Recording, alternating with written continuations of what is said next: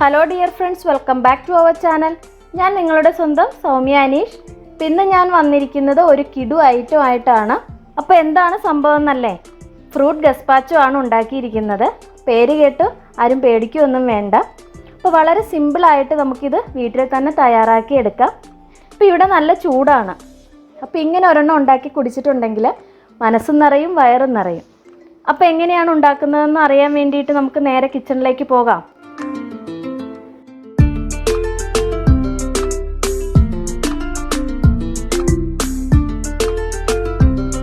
അപ്പോൾ നമ്മുടെ ഫ്രൂട്ട് ഗസ്പാച്ചോ തയ്യാറാക്കുന്നതിന് വേണ്ടിയിട്ട് ഞാനിവിടെ കുറച്ച് ഫ്രൂട്ട്സ് എടുത്ത് വെച്ചിട്ടുണ്ട്.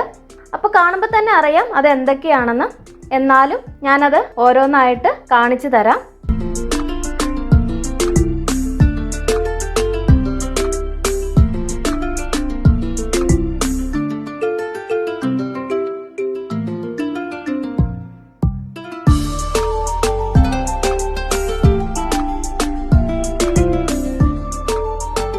ഇതിൻ്റെ പ്രിപ്പറേഷൻ എങ്ങനെയാണെന്ന് നോക്കാം. അപ്പോൾ ഇനി ഒരു മിക്സിയുടെ ജാറിലേക്ക് നമ്മൾ ആദ്യം ചെറിയ പീസാക്കി വെച്ചിരിക്കുന്ന മാമ്പഴം ഇട്ട് കൊടുക്കാം.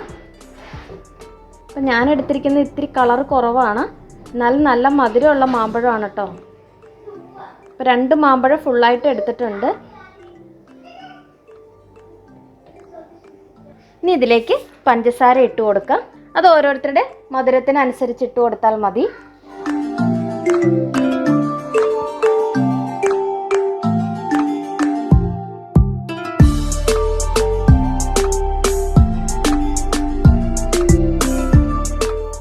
ഞാനിവിടെ 4 ടീസ്പൂൺ പഞ്ചസാര ഇട്ടിട്ടുണ്ട്. ഇനി ഇതിലേക്ക് കുറച്ച് മിൻറ്റ് ലീഫ് കൂടി ഇട്ട് കൊടുക്കാം.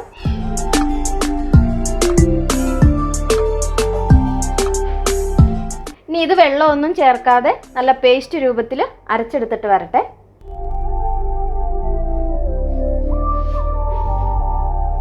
ഇത് വെള്ളം ചേർക്കാതെ അരച്ചെടുത്തിട്ടുണ്ട്, കണ്ടോ. ഇനി നമുക്ക് ഒരു ഗ്ലാസ് ജാറിലേക്ക് ഒഴിച്ചു കൊടുക്കാം.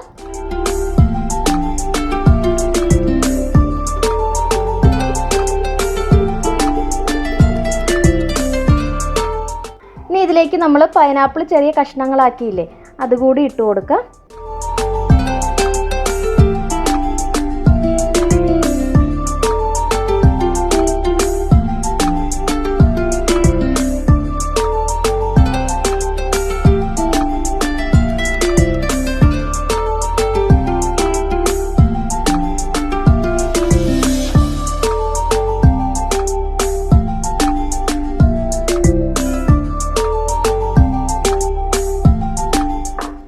ഇട്ട് കൊടുക്കുന്നത് സ്ട്രോബെറി ചെറിയ പീസാക്കി വെച്ചിരിക്കുന്നത്.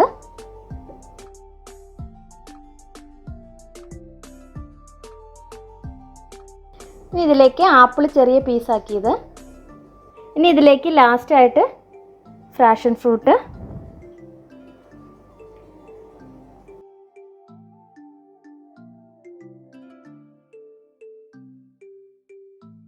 ഇനി ഇതൊന്ന് നന്നായിട്ട് മിക്സ് ചെയ്തെടുക്കുക.